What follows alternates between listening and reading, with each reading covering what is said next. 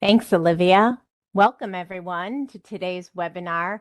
NAC is so pleased to welcome you to part one of our two-part webinar series on Eyes on Access. The importance of comprehensive vision services in health centers cannot be overstated, and we're so pleased to have several hundred registrants for today's webinar, all expressing interest in learning more about the intersection of community health center, patient care, access, and delivery for vision and eye health. Next slide, please. And Olivia, I just wanted to let you know, for some reason on my screen, I'm not able to see that the slides are advancing. So I'm going to ask if, oh, there we are. Okay, thank you so much. Appreciate that. Sorry for that glitch. The National Association of Community Health Centers want to let you know that vision and eye health are not the only topics that we're pleased to provide training opportunities on. You can find more at our Health Center Resource Clearinghouse, www.healthcenterinfo.org. We have a variety of topic areas with tailored materials suitable for the FQHC operating environment. Next slide, please. The Health Center Resource Clearinghouse is made possible through a collaborative effort of 21 national training and technical assistance partners funded by the Health Resources and Services Administration. All 21 of us work together to ensure that we're providing training and technical assistance suitable to the needs of health centers. Today's webinar is a great example of the National Association of Community Health Centers and the Association of Clinicians for the Underserved coming together to provide this important session. Next slide, please. As mentioned earlier, this is part one of a two-part webinar. We hope you'll join us for the second webinar on June 9th. Sounds like a long way from now, but it'll be here before you know it. So mark that on your calendar, please. So today, we're going to go through several major components of the session as outlined here on the agenda slide. But before we get there, I'd like to set a little bit of context. Next slide, please. Next slide, please.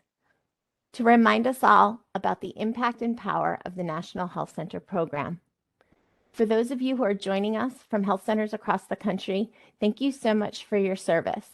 You serve over 28 million patients through 1,400 funded organizations in 13,000 service delivery sites. You can see from this slide that our patients are from across the lifespan, all of whom can be affected by vision and eye health issues in their lifetime. We also are primarily serving patients who are under or uninsured, on public programs, and of racial and ethnic minorities. The service you give in your communities is profound. We thank you. Next slide, please. Health centers are possible because they're governed by the community. Health centers are required to have a 51% patient majority board of directors. It's a complex and complicated job. For any members of health center boards who are on today's call, thank you for your service. You volunteer your time, your energy, you serve as a voice for your community, your neighbors, and your family. We thank you for all the responsibilities you take serving on the board of directors.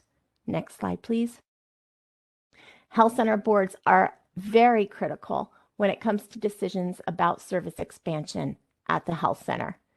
Having the support, the influence, the advocacy of the health center board is what makes the difference in deciding to stand up a service like eye or vision health in your health center, or seeking collaborative partnerships to increase access to eye and vision services in your community. So we hope that health center board members who are on today's call will bring back what you learned to your boards to determine if the time is now to enhance or implement vision services at your health center. Next slide, please. We do have some resources for our health center boards. It's not an easy job that you have. Please check out our resources for you as you proceed with your important strategic planning and decision making. Next slide, please. And we're so very pleased to have the Association for the Clinicians of the Underserved with us today to talk about some of the resources they make available as health centers consider how to stand up or enhance their eye services. I'm pleased to hand it over to my colleague Luke Ertl, Program Director at ACU. Luke, over to you. Thank you for that introduction, Gina. As Gina mentioned, my name is Luke Ertl, and I am the program director at ACU. And ACU is a transdisciplinary membership network uniting clinicians, advocates, and organizations in the shared mission to improve health equity for the underserved. We provide professional education, training, technical assistance, and clinical tools and programs to thousands of clinicians and organizations every year. We got involved in the space of vision care starting in 2017 with the support of the Centene Foundation for Quality Healthcare to fund a number of mobile vision units across the country to provide comprehensive vision services to individuals at health centers. Since then, we've moved into the space of helping health centers start up or expand their vision programs with grants and technical assistance.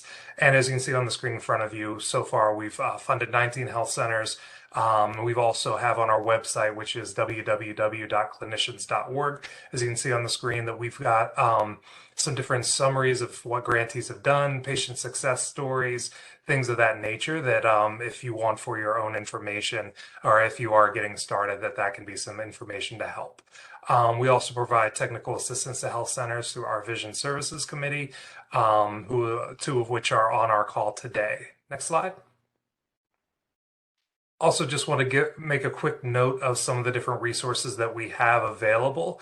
So we have the Vision Services Readiness Assessment tool on our website, as well as the best practices for integrating vision care in a primary care setting. With that, I'll now turn things over to Dr. Susan Premo. Thank you, Luke. Good afternoon, everyone. My name is Susan Premo, and I will introduce the main webinar speakers shortly. But first, I want to give special thanks to NAC and ACU for their collaboration with Prevent Blindness on this most important topic. We are thrilled to have this many attendees. Thank you so much for joining. Today, we have in attendance 44% C-suite staff, 18% operations staff, 13% clinical staff, 23% other, and a few governing board members, and folks who work in IT. 46% are in the planning stage, so no eye care currently being provided, 20% in the beginning stages of planning, 14% in the intermediate stages, 14% well-established comprehensive care services, meaning full integration, and 6% not on their agenda. So thank you so much to the 6%ers for being here. I'm currently Director of Optometry Services and Professor of Ophthalmology at Emory University here in Atlanta. I spent 3.5 days at a neighborhood health center, as it's called, which was basically like a lookalike that falls under the auspices of Grady Memorial Hospital. And I've literally spent my entire career since training at an FQHC advocating for on-site services, eye services at community health centers. So I'm very excited for this webinar. I'm also co-chair of the Center for Vision and Population Health Advisory Committee as part of Prevent Blindness. Next slide, please. A bit about Prevent Blindness. It was founded in 1908. As a national organization with 6 affiliates, the mission is to prevent blindness and preserve sight. They do this by educating the public on every eye disease from birth to grave, empowering public health systems of care, and taking a population health approach to prevention, as well as through advocacy and advancement of public policy. I personally have been involved within the volunteer structure of Prevent Blindness for many years now. Prevent Blindness has 2 centers. As you can see on the slide, the National Center for Children's Vision and Eye Health, and on the adult side, the Center for Vision and Population Health. Prevent Blindness hosts a Focus on Eye Summit every year. This year, the summit will be held virtually on July 13th and 14th, and the theme will be Iconic, that would be EYE, conic, approaches to eye health, which is fantastic by really embracing the public health intersect of eye and vision care. We would welcome your attendance, and you can find more information on the website at preventblindness.org. Next slide, please. As we learned from this webinar, eye and vision problems are prevalent in the population health centers serve. And specifically in the webinar, the learning objectives are to increase awareness of health center vision and eye health needs through the patient perspective, increase knowledge of disparities and barriers to assessing high quality vision services, increase the knowledge of the intersection of vision and chronic disease, child development milestones, cognitive impairment and quality of life, and identify strategies for integrating vision service into community health clinics. To set the stage for the wonderful speakers that you will hear from shortly, I will present a couple of slides to show some important data and leave you with the visual before the formal presentation begins. Thank you. Next slide. Next slide, please. So most recent data from HRSA shows among all health centers, 36% do offer optometry services through the 3 delivery models, 9% through ophthalmology services. Next slide. And the 3 service delivery models you see there, and the various columns. Regarding optometry services, again, 36% total health centers offer these services. And column 1 shows 17% through direct services only. Column 2, 7% through contract agreement only, where the health center pays. And column 3, 4% through referral arrangement agreement only, and the health center does not pay. So among all health centers, 9% offer ophthalmology services, and you can see the breakdown there. Today, we'll be focusing really on column 1 model, as we are primarily discussing what we believe is the most effective way. Next slide, please. Lastly, urban health centers comprise nearly twice as many eye services as rural centers, and so we believe there's a real opportunity there for sure. Next slide. I'm going to briefly show some yearly trends from 2016 just to show the progress being made. As you can see in that first line, there has been steady increase in FTEs for doctors of optometry, and we are really proud of that. As you know, that in 2020 there was the pandemic, and so as a result, there were obviously less visits, encounters, FTEs, and we had, given our close physical contact with the patients, just like dental, that was greatly reduced, and we couldn't really readily convert to telehealth. And so we did do some telehealth, but really very little. So the growth has slowed, but we expect to see better numbers for 2021 and 2022. Next slide. So I will leave you with this visual from 2020 showing so few eye care patients as compared to dental and medical patients at health centers. It really is astounding to see this, but we do know that there are less than 3% eye visits compared to 22% dental visits and almost 9% mental health. So more current data, and we want to illustrate that we have a long way to go to improve eye and vision care among community health center patients. Next slide. So with that background, I will now introduce everyone. First, we have Dr. Ashley Burns. She is Director of Optometry at Coastal Family Health Center in Biloxi, Mississippi. She went to the Indiana University School of Optometry, and she is currently the ACU Vision Services Committee Chair. Next slide. Next, we have Dr. Kristen White, who is Director of Optometry Service at MACT Health Board in San Andreas, California. She went to the New England College of Optometry, and she completed a community health optometry residency in 2014. She is also a member of the ACU Vision Services Committee. Next slide. And lastly, we have Dr. Debbie Sarma, who is a public health optometrist and community outreach specialist from Boston. She's an optometrist at the Fenway Health Community Health Center. She also attended the New England College of Optometry and also did a community health center optometry residency. So I will turn it over to Dr. Sarma. Thank you, Dr. Primo. Hello, everyone. Thank you for joining us today. We've got a great list of items to go through today. We're going to talk a little bit about the patient statistics and go over some patient cases. We'll share some national statistics with you as well. And then we'll talk about the components of eye care integration. And then we'll go over the last bit, summary and closing remarks. Next slide. So let's talk a little bit about the patient experience. In my career, I've been very lucky to spend time with people as they go through learning about their eyes and also as they experience changes in their vision and vision loss through their ages and stages of their life. Next slide. So let's kind of take a moment and really take a look at this photo.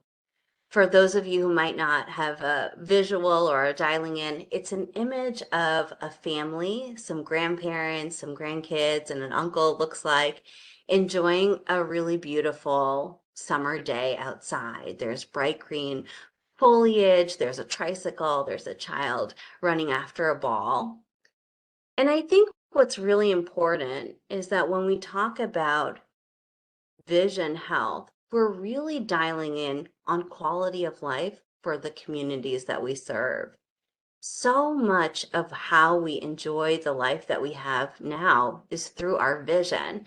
If you close your eyes and think about a really memorable moment in your life, the way that, the expressions were, what you were seeing, imagine that same memorable moment for you without your vision. And yet, so many people among us and many patients in your health center are experiencing vision loss that's going untreated or unmitigated because they don't have a place to go.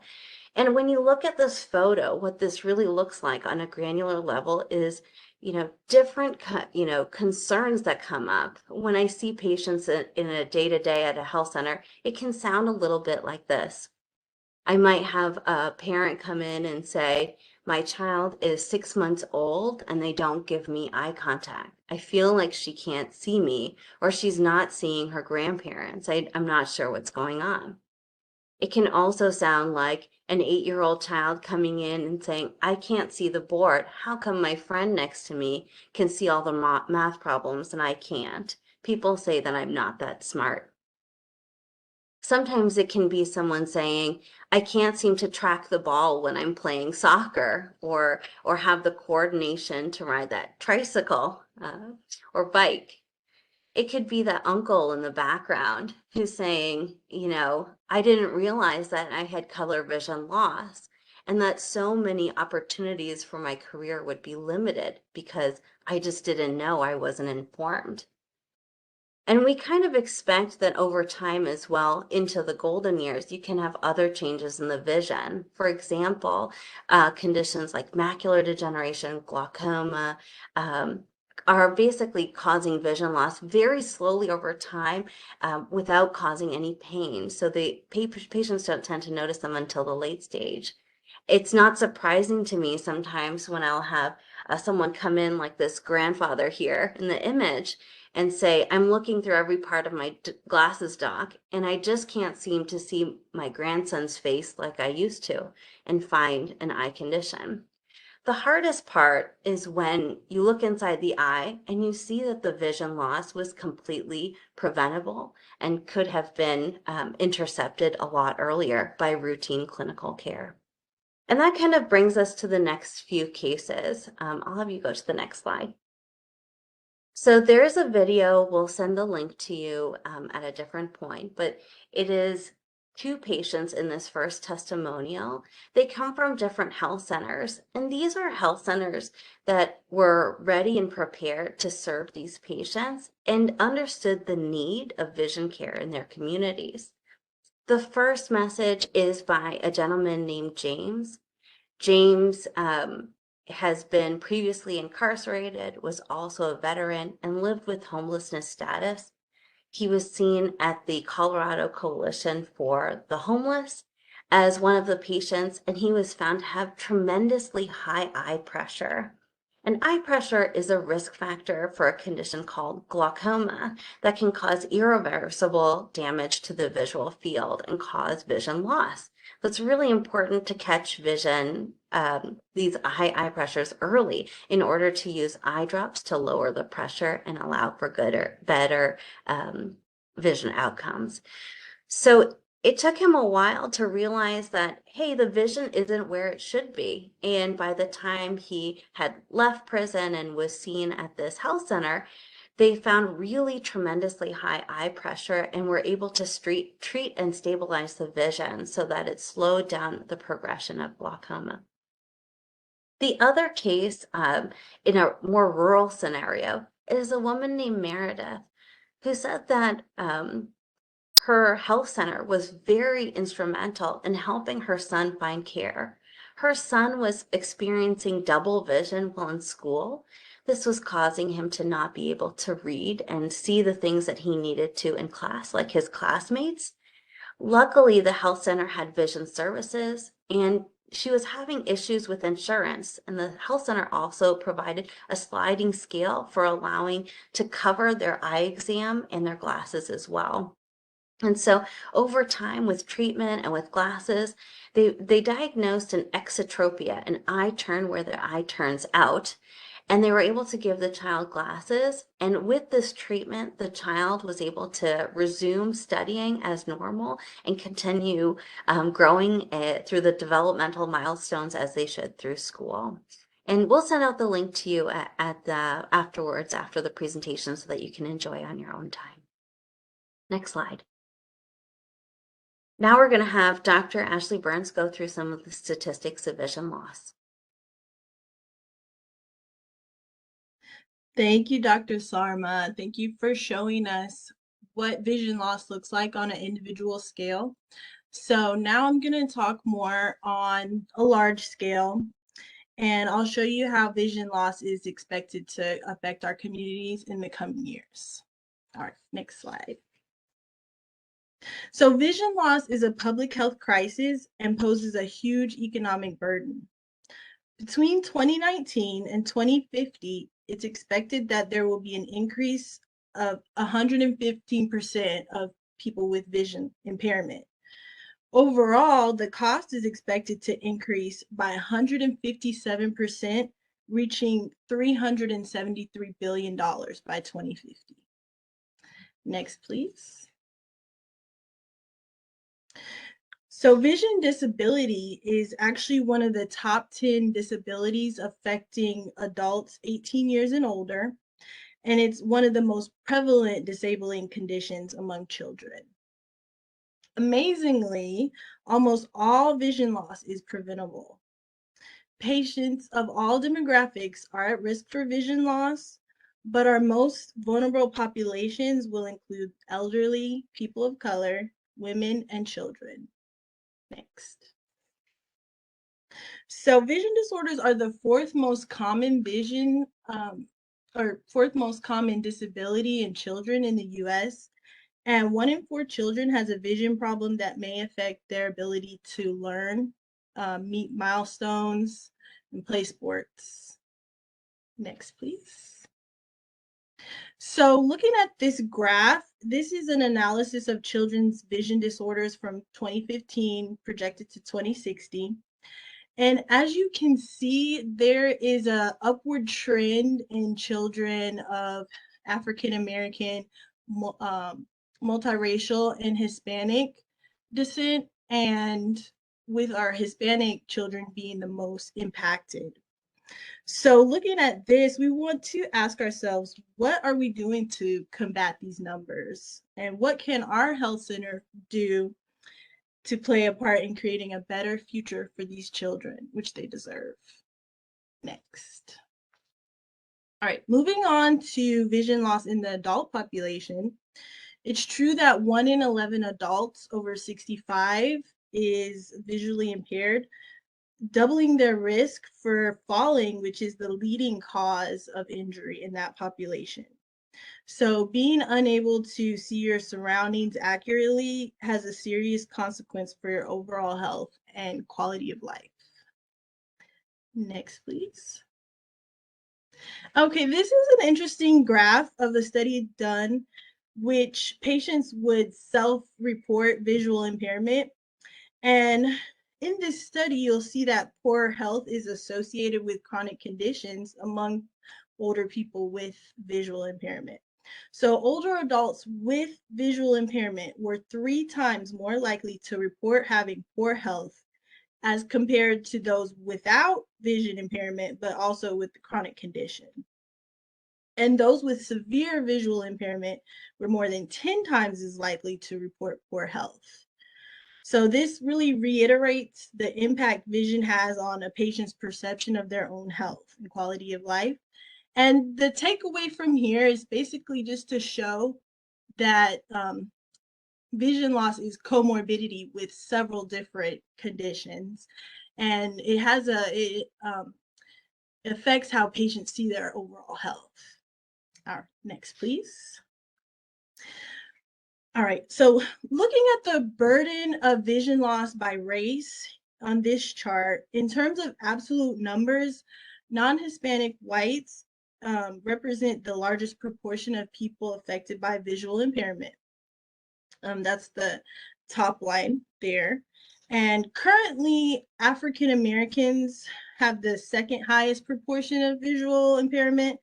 But if you can see in 2040, that's actually gonna switch places with the Hispanic population. And this is believed to be in part of a high rate of diabetes in that demographic, which is associated with diabetic eye disease, the #1 cause of preventable blindness. So next, please. All right, so even though based on the last graph, we know that the numbers show that non-Hispanic whites are expected to experience large numbers of visual impairment, we know that the rate of vision loss is much higher and disproportionately affects people of color. So looking at this graph, you can see that non-Hispanic whites actually have the lowest prevalence of vision loss, and our Hispanic population is the most at risk. And while the best data we have today is based on race, we know, having backgrounds in community health, that there are other social determinants of health, such as income, neighborhood, access to care, education. All these things play a part in these statistics. Next, please. But unfortunately, nearly a quarter of all counties in America have no eye care whatsoever. And without routine eye care, patients are at risk for blinding eye disease with no opportunity for intervention. And it can be even harder to find a provider that takes Medicare or Medicaid. So this is why existing health centers are already well positioned to address these disparities and barriers, and it's crucial to changing the course of these projections. Next, please. Okay. So now that you know more about the need for eye care, let's discuss the types of professionals that will be providing these services. Next, please. Okay, first, what we'll do is take a quick poll. We're going to ask you about what your thoughts of an optometrist's role is in eye care. Remember that your poll will be at the lower right-hand corner of your screen.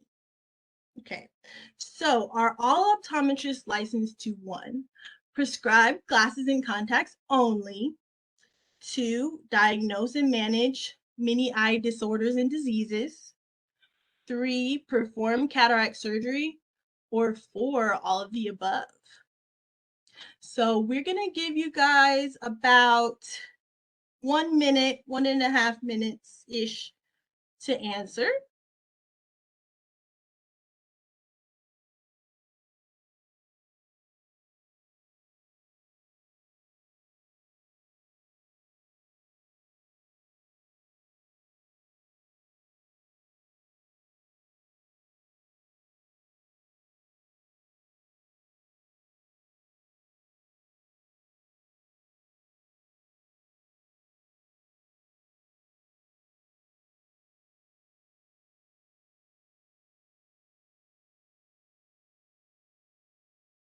Okay, so can we get the results?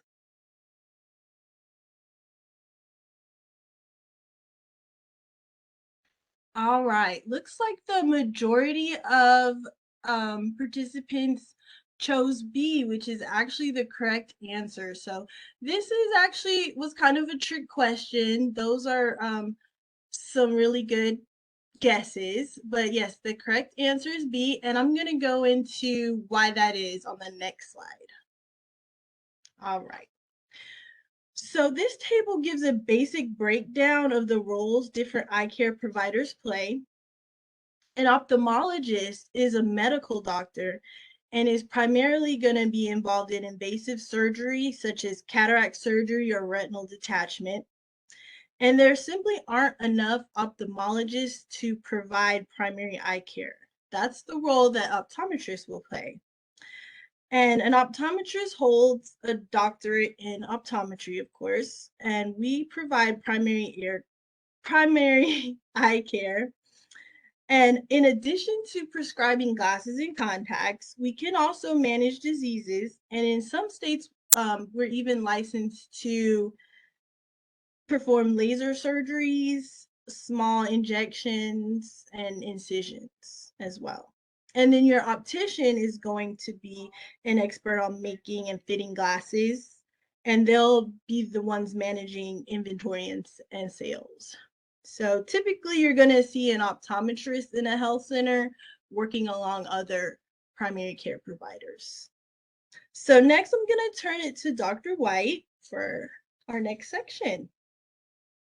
Thanks so much, Dr. Burns, for breaking down all of that really complex information for us.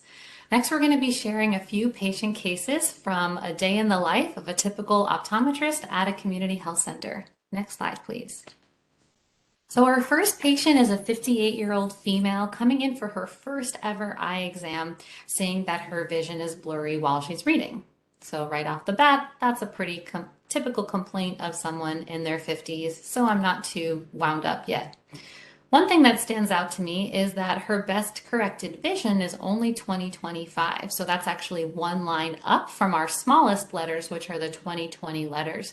So in the absence of disease, this patient should be able to read the smallest line of letters. So I'm kind of storing that in the back of my mind as I'm checking this patient. Her medical history, she actually hasn't had any sort of medical care in years. So we dilate her eyes to check the health of them. Next slide, please. And these are photos inside this patient's eye. So this is in the back of the eye, the retina. And well, the eye is a really exciting or interesting part of the body because it's the only place where we can look right in and see what the blood vessels are doing. The part that's even more interesting is that what's happening with the blood vessels inside our eye is also happening in the blood vessels elsewhere in the body, like the kidneys or your feet, and causing other symptoms. So we see here the blood vessels, and the blood should only be within those vessels. But actually, if you can notice the little red spots throughout your picture, those are actually hemorrhages. So those are areas where blood has leaked out of the blood vessels. And it's caused by elevated blood sugar that's been going on for years unchecked. But this patient didn't know she had that going on because she hadn't had any medical care. Next slide, please. So for management for this patient, we're going to get her set up with a primary care doctor at the health center so that diabetic labs can be ordered. We can begin treatment and lifestyle management for diabetes. We'll prescribe her glasses for her reading complaints and follow up with her in 3 to 6 months in the eye clinic. But what I love about this case is that it highlights two really important topics. The first is that optometrists serve as a non-threatening entry point into the healthcare system. So on a daily basis, I see patients who haven't had any sort of medical care for a number of years, sometimes even decades, but they come to me because they believe they need glasses. And while that may be part of what's going on, as in this case, we can see that it's often not the whole picture. The other thing that this case highlights is it's an example of one of over 300,000 cases of diabetes that are diagnosed annually by optometrists through an eye exam. I'm going to pass over to Ashley for the next patient case. Thanks, Dr. White. Okay, so our next patient is a 59-year-old who presents for the first time complaining of blurriness when looking at the words on the bottom of his TV. So we were actually able to correct his vision to 20/20 in both eyes, but his pressure was really high in the right eye. That's the intraocular pressure there. He also mentions thoughts of self-harm during the exam. So looking through his chart, he's already been seen at the health center. I can see that he has a diagnosis of bipolar disorder and also has high blood pressure control with medicine. And his eye exam reveals, next slide, please, glaucoma. So when you're looking at the picture on the left, this is again the optic nerve, and this is what connects your eye to your brain. And this is where glaucoma happens. And it's actually measurable with the visual field, which is on the right side of your screen. And the black areas on the visual field actually represent vision that is lost forever. So as Dr. Sarma mentioned, in glaucoma, the loss is irreversible and there's no cure for glaucoma. So if the patient had waited any longer, it's possible that he could have gone completely blind in the right eye. So we'll go next, please. All right, so for this patient, we are gonna, of course, prescribe glasses, which is what he came in for, but we're also gonna address the glaucoma and start treatment with eye drops to lower the pressure. And then we'll monitor him with that visual field and other special tests every 3 to 6 months. And another important part of this case is immediately attending to this patient's behavioral mental health. And this highlights for me one of the best parts of working in a community health center, which you don't really find outside community health, is that you're taking care of people's minds and bodies all in one place. All right, thank you. I'm going to pass it to Dr. Sarma. Thanks, Dr. Burns. So the third case, we're going into school now. We're talking about a child who's failed a school screening. This is really common that, children will have their school screenings and they'll bring in paperwork to the eye clinic at the health center and say, my child has failed the screening. Let's talk about what's going on. So this child is an 8-year-old. They come in with their parent. They say they're struggling to get focused in school. And the child has an interesting complaint. They say, it's blurry when I look up at the board after reading for a long time. So it's not that the vision is always blurry at distance. In fact, when I checked his vision looking far away, he actually sees 20/20. That's the lowest line on the chart. And if you weren't, paying too much attention, you might have actually passed him on the screening. But it's that he actually had blurry vision up close when trying to read. His medical history was positive for ADHD, and he has an education plan for school. And the comprehensive eye exam reveals, next slide, that he had an issue focusing up close with his eyes, which would require him to have specialty glasses just for reading. I'm going to have you go to the next slide. So the treatment for this was that he had glasses just for extensive homework to help him relax his eyes up close. We wanted to see him back in about 3 months to follow up. And if his vision didn't get any better, there's vision therapy, kind of like physical therapy for the body, where you can do a series of exercises for the eyes to help the eyes learn to focus when going from distance to near and vice versa. Next slide. So these cases really highlight that eye care is so much more than 20/20 vision. Many blinding eye diseases are silent, meaning that in the early stages, they don't cause any pain and they don't cause any loss of vision. So eye health education and regular eye exams are critical to maintaining good long-term eye and overall health. So next, Dr. Sarma is going to be discussing 4 models for providing vision services for your patients.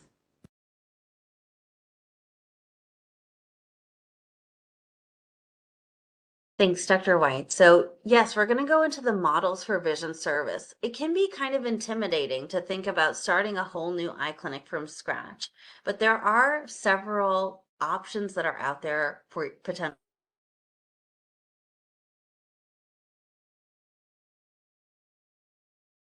Next slide. So these are the 4 models of vision service that, we put together, and we look at them as you could do screenings, vision screenings to check the vision of your patients. Can consider referrals to an outside clinic, so a clinic that outside of your health center that does eye care. You could consider mobile eye clinic services. You could also consider in-house eye services as well. And Dr. White is going to go through the in-house eye services in more detail. Next slide. So let's talk about what screenings are. Screenings are a limited portion of the exam that you do to look for patients who may have a certain eye condition or disease. We typically think about them in two different ways. One is through vision screenings that we see in kids mostly, and the other is for retinal screenings that we use for diabetics. Let's talk about the vision screenings in children.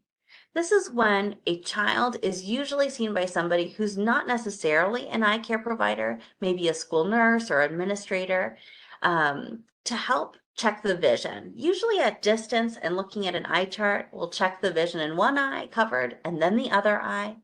It's a limited exam, and you're really not looking at the health of the eye, you're not looking at the structures of the tissue, but vision screenings are really important in finding the children, especially in a school setting, that may have eye issues that limit their ability to learn in class. Retinal screenings are used very commonly in adults with diabetes. For example, if your eye clinic does not have an eye care provider or eye clinic on site, you can consider using an integrated system with a fundus or retinal camera where it takes an image of the inside of the eye. The images are sent to an eye care provider at another facility for interpretation, and the results are sent back to you. So the results might look like no diabetic retinopathy, have them back in a year. It might look like mild diabetic retinopathy. Please have them referred to us for a dilation. It might even look like urgent retinal disease associated with diabetes or macular edema associated with diabetes. Please refer to a local retina specialist within the next 2 weeks. The nice part about screenings is that it requires minimal staff and minimal training. Almost anyone can help with these types of services. It just needs, what you need to have is a very good referral location for the screen fails. And also keeping in mind that even if you pass a screening, it doesn't mean you don't need an exam. Every person needs an eye exam at least 1 to 2 times a year just to make sure that their eyes are healthy and the tissues are normal and the other parts of the exam are covered. And the other thing I want you to keep in mind is that with the screening, you don't get glasses prescriptions, so those needs might not be fulfilled by this modality. Next slide. You might, in a setting where you have a pretty full setup for other services in the clinic, you might not have room for an eye clinic there. Some hospitals or health centers may be referring out to an eye clinic provider that's in the community. These types of services do require some level of coordination, either by the health center or the patient is given a name and a number and they need to coordinate themselves. What we know about outside referrals is that 50% of outside referrals are not completed, meaning that the patient is told that they have to go, but for a multitude of reasons, whether it's transportation, education, finances, they may not go to get those services. It can also be extremely difficult to find Medicaid providers who are able to do the eye examinations. And this is especially true as we go across the country to rural parts, especially for pediatric patients. I remember a few months ago, I was trying to coordinate care for a sibling set in Virginia, and their next wait time for an eye exam for the 3 kids was 8 to 9 months away because the wait list was so long for an eye exam. And by that time, a huge portion of the school year would have already been finished. If the exams are going out of the health center for care, if the patients are going elsewhere, the health center is not really receiving the funds for that exam. And it will take coordination to retrieve the notes, meaning that if your patients may come back to you, but you might not know what happened unless there's a robust way of sharing information back and forth with that eye clinic. The other thing that is important too, and one of the reasons I love working in a health center is that when I do an eye exam, it's nice to have the full picture, meaning that if I see a retinal hemorrhage, knowing the history helps me deduce whether it's from their high A1C or their blood sugar, is it from their blood pressure, is it from anemia, could it be a risk of a cancer of the blood. So these are all things that we look for when we're trying to figure out what is the cause of findings inside of the eye. So having that complete picture is very helpful. Next slide. Another modality that you could consider is a mobile eye clinic. Mobile eye clinics could be purchased, you could build them out using a recreational vehicle, or you could consider contracting with a mobile eye clinic service for temporary care or seasonal care for your patients. This can be really helpful if you have multiple satellite clinics and patients with difficulty with transportation. So maybe the mobile clinic is parked at the main center some days, sometimes maybe a couple times a month, it might go to a satellite location.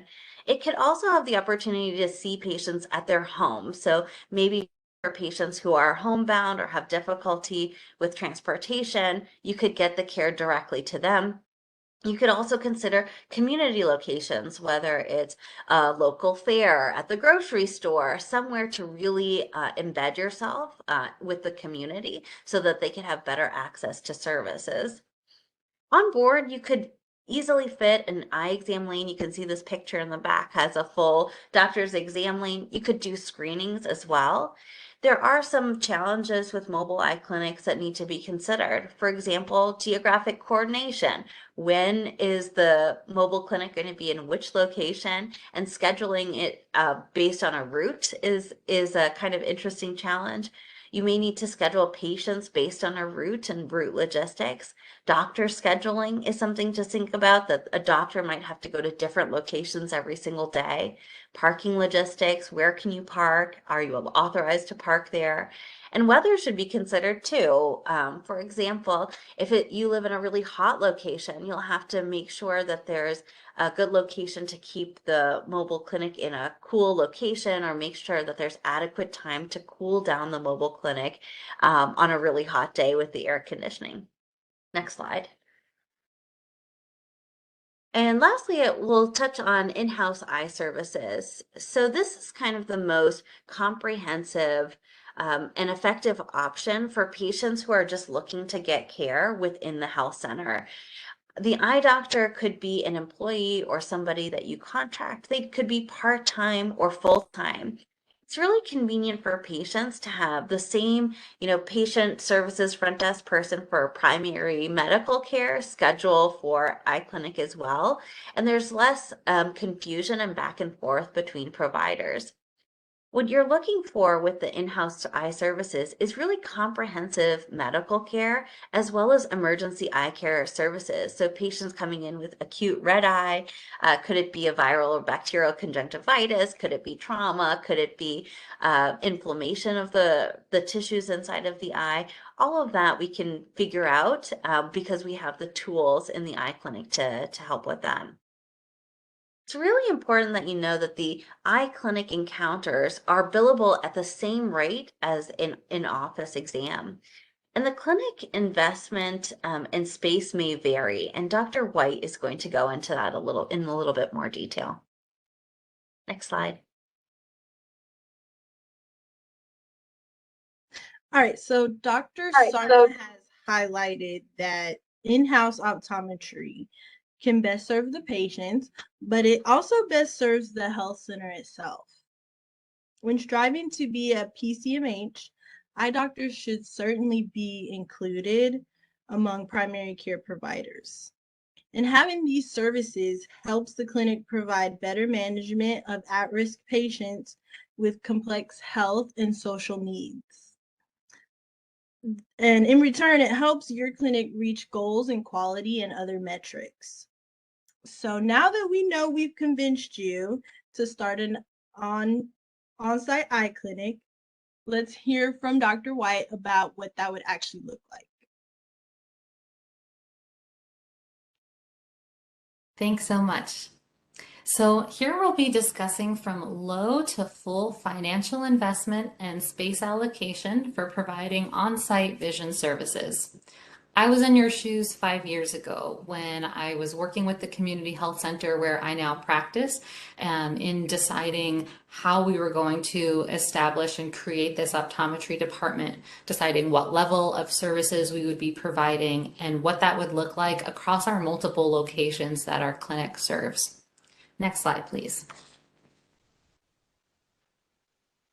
So I'd like you all to know that with minimal space and financial investment, you can start providing optometry services on a basic level. So when we're thinking about this, I want you to think on-site or community-based, part-time, shared space, and portable equipment.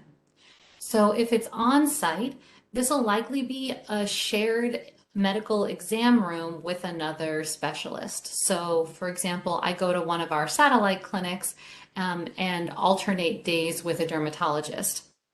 Now this means that every time I'm setting up for my exams, I spend the first 30 to 45 minutes of my day unpacking equipment, setting up and creating an eye clinic, and then at the end of the day, breaking it down, taking another 30 minutes or so to pack everything away and store it so that the space is set for a different provider on a different day. So just to be clear about the logistics of what needs to go in when you're offering this type of service. If your clinic already has a school-based clinic, for example, having optometry a day or two a week at that location could be a great way to get in the community and start providing exams for the students. So most importantly is that you need to be clear on what it is you want to achieve when deciding what level of care you're actually going to provide. If you want to be providing routine eye exams to adults and children, you want to be providing diabetic eye exams and glasses prescriptions, maybe providing glasses for Medicaid patients, then this basic model could definitely work for you for something to start with. It's also a great option for a satellite clinic or a smaller, less busy location that wouldn't support a full-time optometrist. But you need to be clear about what you can achieve and what you can't. So you're not able to manage ocular diseases like glaucoma or manage macular degeneration in this setting because we don't have the specialized equipment to do so. And again, for logistic and planning purposes, you would be seeing less than 1,000 patients per year using this part-time shared space model.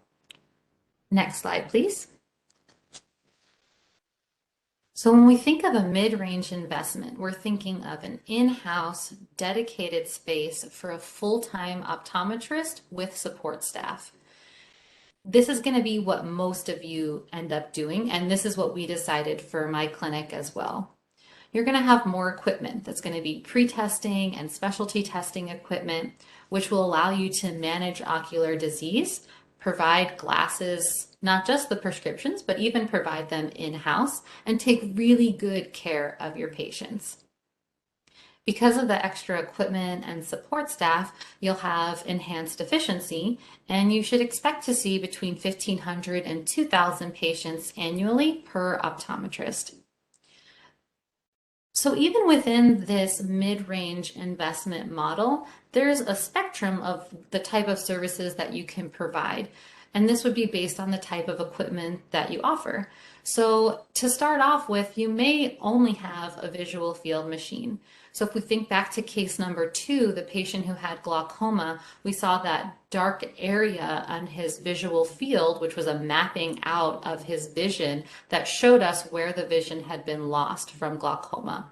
So that test was a visual field, and you may start with only that machine.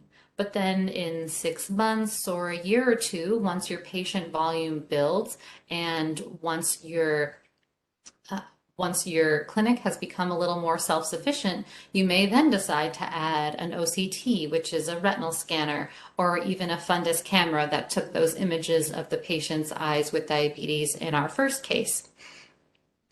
A note on glasses, because it's a big question that comes up.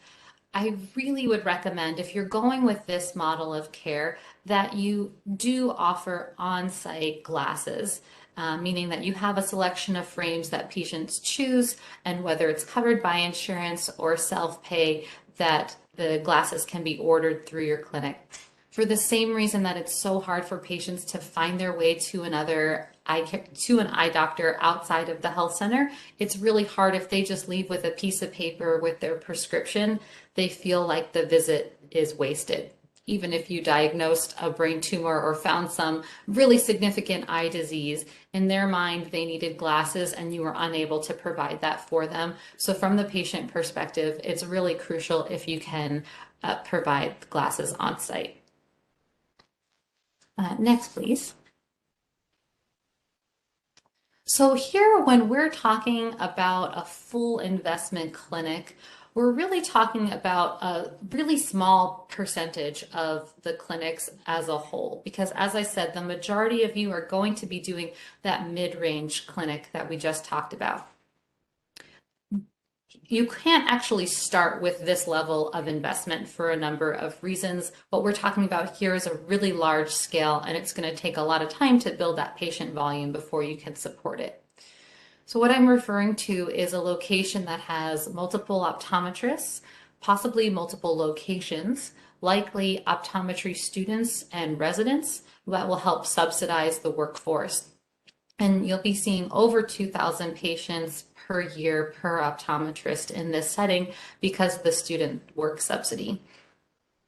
You'll have a large support staff of opticians, technicians, billing specialists, receptionists special or dedicated to your clinic. You'll likely have a moderate to large selection of glasses here, and you'll definitely be able to manage advanced disease. You may even have multiple optometry subspecialties like pediatrics or low vision or specialty contact lenses. This could be a setting where you might even bring in ophthalmologists like a retina or glaucoma specialist who can provide consultation and pre-op care.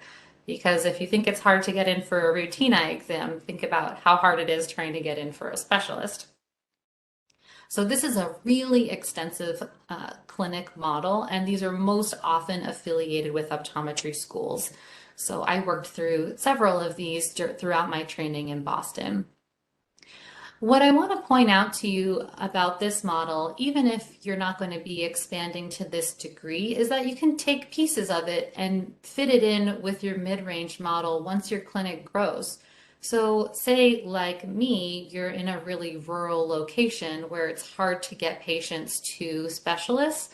It could be a really, even though we're only a 2 optometrist practice, it could be a really great opportunity for us to bring in an ophthalmologist who maybe comes in once a month and does cataract pre-op visits so that the patients don't have to travel 4 hours round trip to get seen for that initial visit prior to their surgery. So I just want you to think big and realize that there's a lot of wiggle room within each of these models of how you can be providing care. Next slide, please. So you can see that even if space or finances are a limiting factor now, you can start doing something to meet your patients' eye care needs. So whether that's screenings for pediatric patients or retinal photos for patients with diabetes, whether that's creating a great relationship with your local optometrist and being able to refer patients there and they'll happily see them, that can be a great system to get started to providing that need for your patients. Maybe you're going to hire a mobile clinic who comes with some regularity to the clinic and you schedule your most high-risk patients. Or maybe you're ready, like a lot of you are based on our initial survey, maybe you're ready to have on-site vision services, whether that's a low, mid, or full range of services. In our second webinar, the one that Gina mentioned, that'll be in June, we'll be providing a lot more logistics on how you can integrate optometry with the other departments. We touched on a few points of that earlier today. But just to leave you with a few numbers, you should expect your optometry department to see about 10% of the medical patient visits annually. And your health center should be seeing 18 to 20,000 medical encounters annually to make an eye clinic at a mid-range sustainable. I think most important, what I want to leave you with today is that you should meet with your team and really discuss what your goals are. What types of exams do you want to be able to provide based on your patient demographics? What type of space do you have now, or could you get creative and find for the future? And how many patients do you hope to see on an annual basis?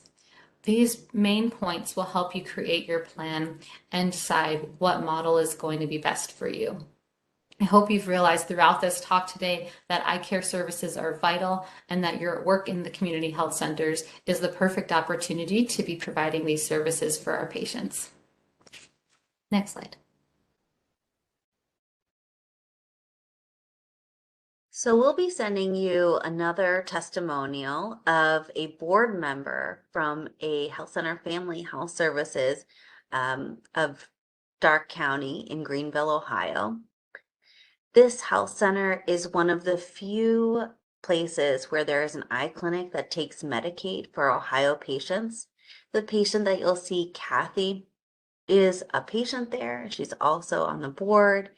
She was being seen there for routine eye care and was diagnosed with cataracts.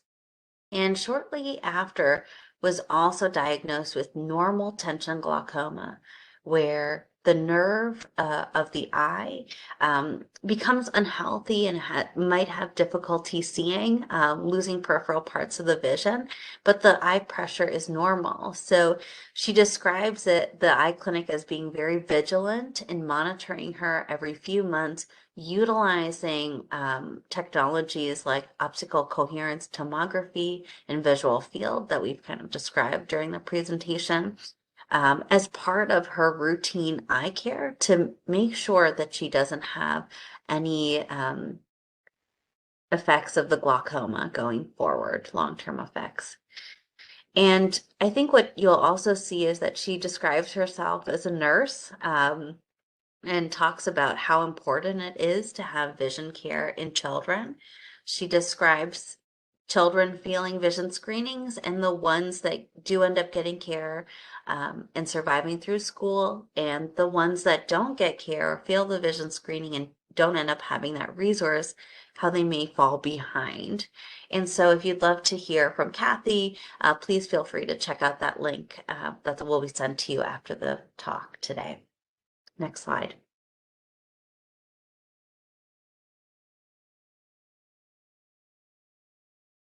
Okay, so in summary, we've heard now how vision loss is a major public health problem and will continue to grow without corrective actions. We've learned the role of an optometrist in a primary healthcare team. We can see that in-house optometry services will serve to increase access to care and also to help maximize reimbursement. And that eye care is a value-based service that provides a positive impact for the whole community. It gives a child a chance to thrive in school and extracurricular activities, a mother a chance to return to work and provide for her family, and a grandfather a chance to play with his grandchildren in their home without fear of injury. So on a large scale or a small scale, we are on the cusp of a great opportunity to address the complete needs of our patients. Thank you all very much for your attendance and attention today. I'm going to hand it over to Dr. Primo for the question and answer portion of the webinar. Thank you, colleagues, for an outstanding presentation. I hope you in the audience enjoyed that. It was really phenomenal and really laid the groundwork for what we think is very important. So I want to take this opportunity for a few moments to see if any of the audience has any questions.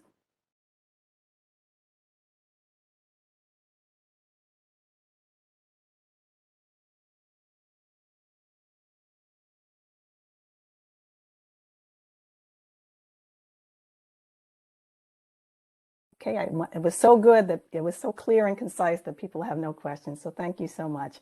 Next slide, please. So I wanted to remind you about the some resources that were in your pre-registration packet. You can see the list of them there. I won't read them off, but we presented a lot of information there so that you will find really information about what we talked about in these resources. And so please take note when you get a copy of the slides and try to visit some of these websites. They're all a little bit different, and I think you'll find them very informative. Next slide, please. And here are some references as well.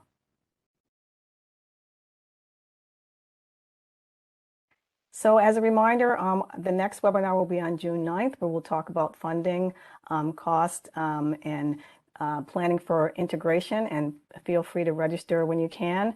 We'll review the planning factors, including provider configuration, cost, volume, and supervision. So basically, we'll get really into the nuts and bolts of how to get started. You've heard a little bit about how from each level, from low investment to full investment, but we'll really get, again, to the nuts and bolts of actually how to do it. Thank you so much. We'll now turn it over to Olivia. Great. Thank you so much, Dr. Primo.